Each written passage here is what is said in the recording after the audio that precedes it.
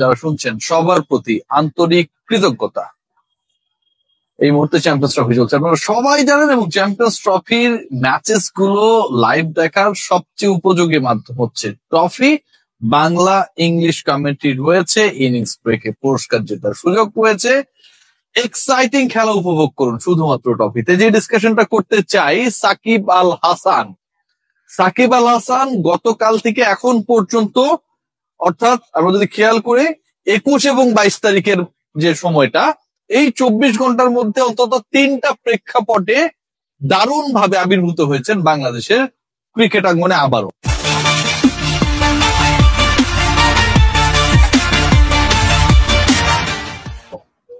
প্রথম যে ইস্যুটা তৈরি হয়েছে সেটা হচ্ছে, আমরা ডেইলি স্টার একটা রিপোর্ট দেখেছিলাম যে সাকিব আল হাসান তিনি জুলাই অভ্যুত্থানে যে ঘটনা ঘটেছিল সেখানটায় সন্দেহভাজনদের যে তালিকা রয়েছে সেখানটার অন্যতম তিনি এবং সাবেক আইজিপি বেনজির আহমেদ, এরকম একটা ডকুমেন্ট, এবং সেটা নিয়ে ডেইলি স্টার রিপোর্ট করেছে। এটা আমার কথা না, এটা নিয়ে মোটামুটি একটা তোলপাড় হওয়ার সম্ভাবনা যখন তৈরি হলো, তার কিছুক্ষণ পরে একটা আলোচনা দারুণ ভাবে বেগবান হলো, এবং সেই আলোচনাটা হচ্ছে সাকিব আল হাসান ইউএস এর সিটিজেনশিপের জন্য চেষ্টা চালিয়ে যাচ্ছেন, অ্যাপ্লাই করেছেন, এবং তিনি পরবর্তীতে ইউএস এর হয়ে ইন্টারন্যাশনাল ক্রিকেট খেলতে চান, সিন্স বাংলাদেশের হয়ে তার খেলা হচ্ছে না।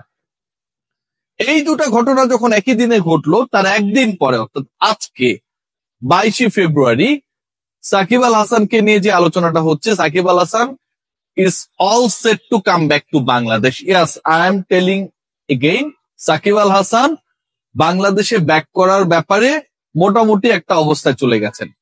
যে সাকিব আল হাসান তার ক্যারিয়ারের সমাপ্তি করতে চেয়েছিলেন বাংলাদেশে, মিরপুরে কানপুরে লাস্ট টেস্ট খেলার পর তিনি বলেছিলেন মিরপুরে আসতে চান।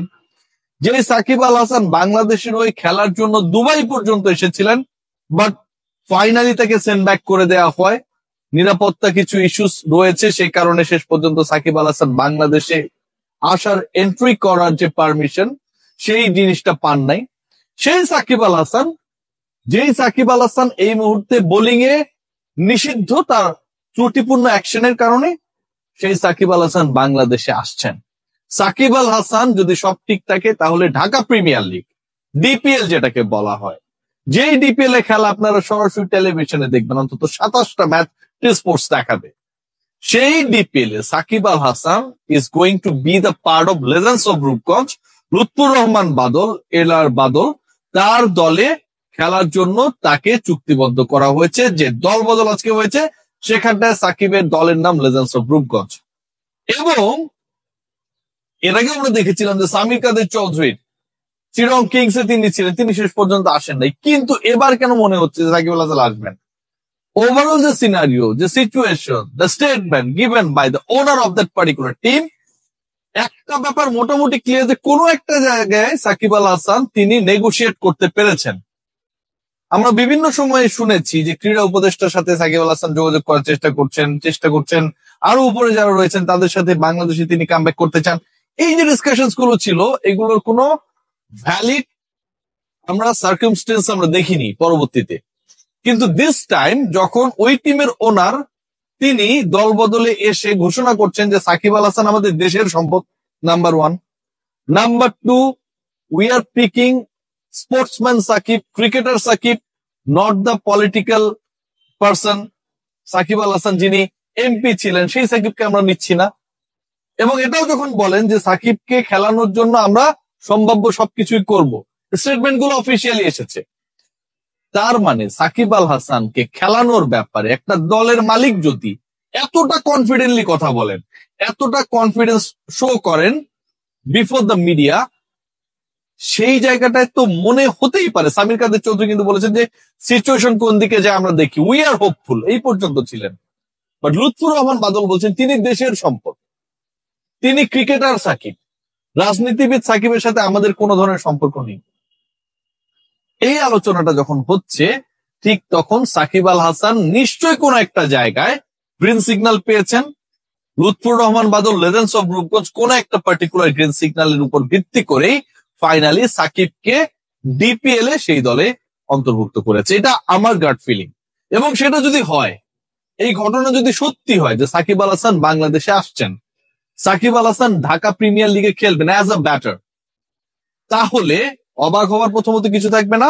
এবং এটা যদি সত্যি হয়, আপকামিং নেক্সট মান্থ যেটা মার্চে আমরা সাকিব আল হাসানকে এই যে হোম অফ ক্রিকেটের আঙিনায় হয়তো দেখতে পাবো।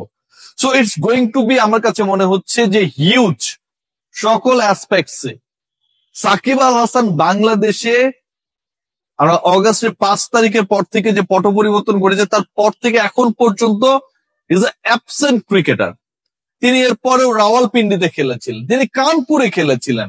পট পরিবর্তনের পর সাকিব আল হাসানকে আমরা ক্রিকেটিং সার্কিটে দেখেছি, বাট সাকিব আল হাসান একবারের জন্য বাংলাদেশে আসেন নাই।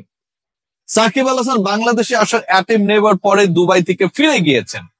সাকিব আল হাসানের ঘনিষ্ঠ যারা, তাদের সাথে আমার টুকটাক কথা হয়েছে, আমি ইন্টারভিউ করেছিলাম। জাফর ইয়াসিন চৌধুরীর কথা আমি বলতে পারি। সেখানটা আমরা যে ব্যাপারটা ক্লারিফাই হয়েছিলাম যে Shakib is very much eager to come back to Bangladesh and play for his country. এখন যখন এই আলোচনাটা তুঙ্গে যে সাকিব আল হাসান অর্থায়ন করেছিলেন কিনা সেই সময়টায়, এবং সাকিব আল হাসান যেই গভর্নমেন্টের হয়ে রাজনীতি করেছেন সেই সরকারি নাকি তাকে বিশ্বাস করে না, এটা পত্রিকার রিপোর্ট অনুযায়ী। আবার একই সাথে সাকিব আল হাসান এমনও শোনা যাচ্ছে, যদিও এটার ভিত্তি এখন পর্যন্ত আমরা পাই নাই, যে তিনি এমনও ঘটনা ঘটতে পারে যে জায়গাটায় সাকিব আল হাসান আলটিমেটলি খেলবেন ইউএস এর হয়ে। সেই শঙ্কা, সেই আশঙ্কা, সেই এক্সাইটমেন্ট, সেই বিতর্ক যখন, ঠিক তখন সাকিব আল হাসান ঢাকা প্রিমিয়ার লিগের হয়ে, অর্ধেক শক্তির সাকিব আল হাসান রূপগঞ্জের হয়ে খেলার জন্য বাংলাদেশে আসবেন। এই আলোচনাটা এখন তুঙ্গে। যদি ফাইনালি সাকিব আল হাসান বাংলাদেশে ব্যাক করেন, তাহলে আমার কাছে মনে হয় ওভারঅল পুরো ক্রিকেট এরেনা একটা বড় ঝাঁকুনি হবে, বড় ভূমিকম্প হবে। সাকিব আল হাসান যখন দুবাই থেকে ফিরে গিয়েছিলেন, এটা রেগুলার রিপোর্ট হয়েছে। আর সাকিব আল হাসান এখন যদি বাংলাদেশে আসেন এই সার্কিমস্টেন্সে, সেটা একটা বড় রিপোর্ট। কিছু জায়গায় I have my some valid question. Lutfur Rahman Badal সাহেব যে কথাটা বলেছেন যে we are picking, we are choosing and we are waiting for a cricketer Shakib Al Hasan. Political Shakib Al Hasan কে সেটা নিয়ে আমাদের কোনো মাথা ব্যথা নেই, রাইটলি সেই। বাট বাংলাদেশে এই মুহূর্তে যে অথরিটি রয়েছে, যারা বিভিন্ন কর্মকাণ্ড, বিতর্কিত কর্মকাণ্ডের, আলোচিত কর্মকাণ্ডের স্ক্রুটিনি করার চেষ্টা করছে এবং আইনের আওতায় অনেক কিছু পরিচালনা করার চেষ্টা করছে, তারা যদি বলে যে আমরা এখন ক্রিকেটার সাকিব আল হাসান না, রাজনীতিবিদ সাকিব আল হাসান, ব্যবসায়ী সাকিব আল হাসানের বিচার করব, তখন আসলে কি হবে? এক পক্ষ বলছে যে আমরা we need cricketer Shakib Al Hasan এবং সে বিশ্বের সেরা ক্রিকেটারদের একজন, তাকে আমরা আমাদের দলে খেলাতে চাই, খুবই ভ্যালিড। আরেক পক্ষ যারা ক্রিকেট নিয়ে ডিল করে না, যারা দেশ নিয়ে ডিল করে, তারা যদি বলে, বলতেই পারে, মানে একইভাবে তো বলতে পারে যে আমরা ব্যবসায়ী সাকিব আল হাসান, রাজনীতিবিদ সাকিব আল হাসান, তাকে আমরা জিজ্ঞাসাবাদ করতে চাই। রাজনীতিবিদ বা ব্যবসায়ী সাকিব আল হাসান ওই সময়টায় কি রোল প্লে করেছেন সেই ব্যাপারগুলো আমরা জানতে চাই, এটা জানতে চাইতেই পারে। তখন আসলে কি হবে? সো একদিকে যেমন কনফিডেন্স গ্রো করছে লুৎফুর রহমান বাদল, তিনিও, it should be mentioned here, তিনিও বিগত যে সরকার ছিল সেই সরকারের আমলে বাংলাদেশে বড় একটা সময় তিনি আসতে পারেননি, ছিলেন না। তিনিও নির্বাসিত ছিলেন একটা বড় সময়। সাকিব আল হাসান যেমনটা এই মুহূর্তে রয়েছেন। সো লুৎফুর রহমান বাদল কিন্তু এখন বাংলাদেশে, এবং যতটুকু মনে করা হয় বাংলাদেশ ন্যাশনালিস্ট পার্টির সাথে তার একটা আদর্শিক জায়গা রয়েছে। তিনি কত বড় নেতা বা না সেই ব্যাপারটা ওই পার্টির লোকজনই বলতে পারবে, বাট তার একটা আদর্শিক জায়গা রয়েছে, সেটা আমি যতটুকু জানি বা বুঝি। সো ওই জায়গা থেকে সাকিব আল হাসান কোনো গ্রিন সিগন্যাল পেয়েছেন কিনা, এটা কিন্তু একটা বড় ইস্যু। যদি সেটা হয়, shortly Shakib Al Hasan will be seen here in home of cricket. সবাই ভালো থাকবেন।